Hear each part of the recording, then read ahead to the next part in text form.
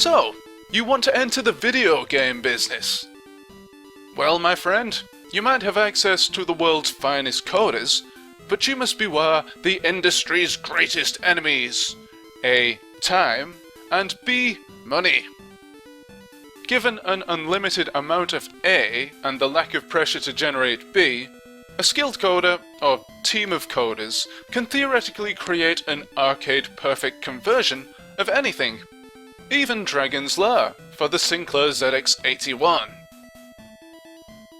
Such luxuries were rarely available in 1989, however.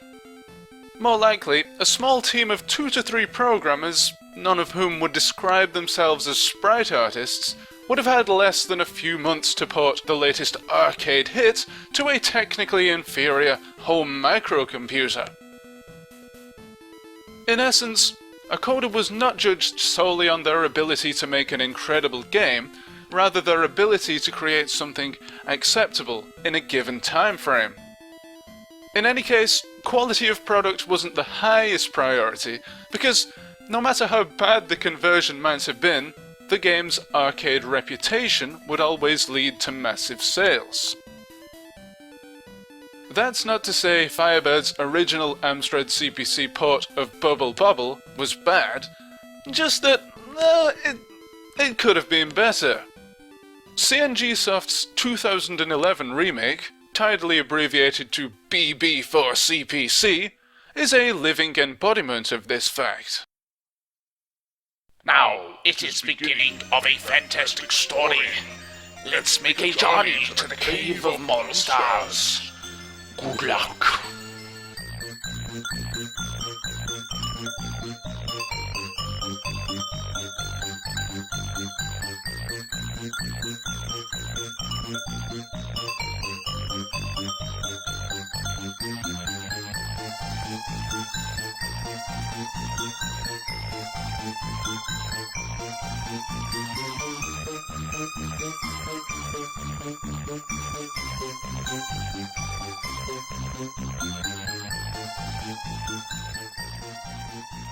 It's that age-old problem.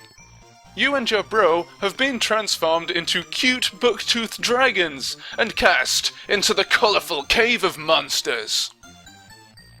Thankfully, you have been granted an infinite supply of saliva with which to entrap said fiends inside bubbles.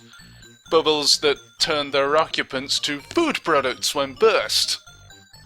In this manner, you must eat your way through 100 levels of cake, sweets, and lollipops to reach the ultimate goal. Not tooth decay, but you and your brother's kidnapped girlfriends.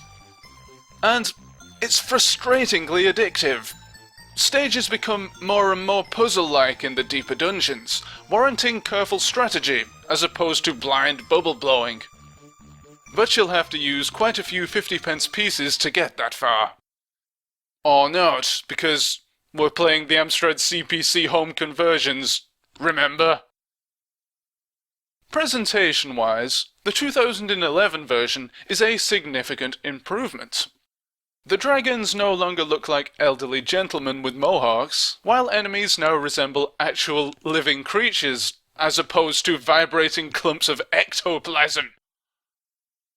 Another common disparagement is that the Firebird version lacked the arcade original's addictive soundtrack.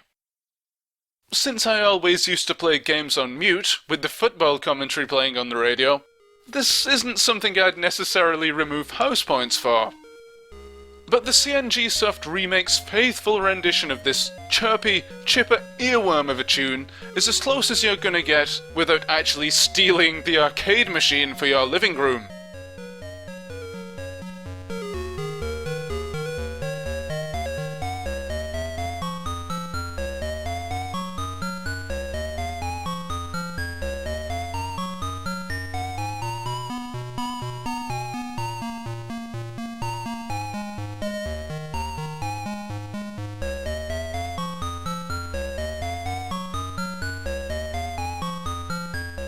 In any instance, I'd suggest the option of music is better than nothing at all. Except maybe in the case of something like Clown Downtown for the Atari 2600, but Here's what the Firebird release of Bobble for the Amstrad CPC sounds like.